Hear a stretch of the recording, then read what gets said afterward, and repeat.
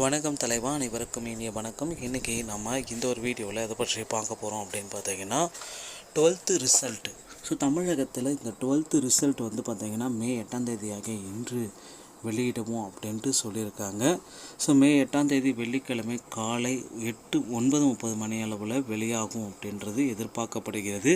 ஆனால் சில பல காரணங்களால் இந்த ரிசல்ட் வந்து பார்த்திங்கன்னா தள்ளி வச்சுருக்கோம் அப்படின்றதையும் குறிப்பிட்டு சொல்கிறாங்க. ஸோ எது எப்படியோ ஒருவேளை இன்றைக்கி ரிலீஸ் ஆகுமா இல்லை என்றைக்கு ரிலீஸ் ஆகும் அப்படின்றது கேள்விக்குறியாக இருக்குது மக்களே. ஸோ 12th ரிசல்ட்டை பற்றின ஒரு சில முக்கியமான அப்டேட்டுகள் தான் இந்த ஒரு வீடியோவில் நான் உங்களுக்கு கிளியர் கட்டாக எக்ஸ்பிளைன் பண்ண போகிறேன். ஸோ 12th ரிசல்ட் வந்து பார்த்திங்கன்னா எல்லாருமே இன்றைக்கி வெளியாகும், +2 மாணவர்களுக்கு இன்றைக்கு காலை 9:30 மணி அளவில் வெளியாகும் என்ற எதிர்பார்ப்புகள் இருக்குது.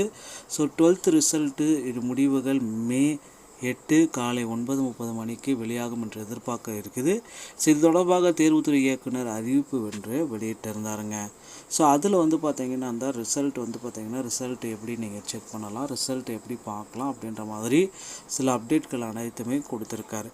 ஸோ மே 8ஆம் தேதி காலை 9:30 மணி அளவில் இந்த TNResults.nic.in இந்த ஒரு 5-6 இணையதளத்தில் உங்களுடைய ரிசல்ட்ஸை பார்த்துக்கலாம்.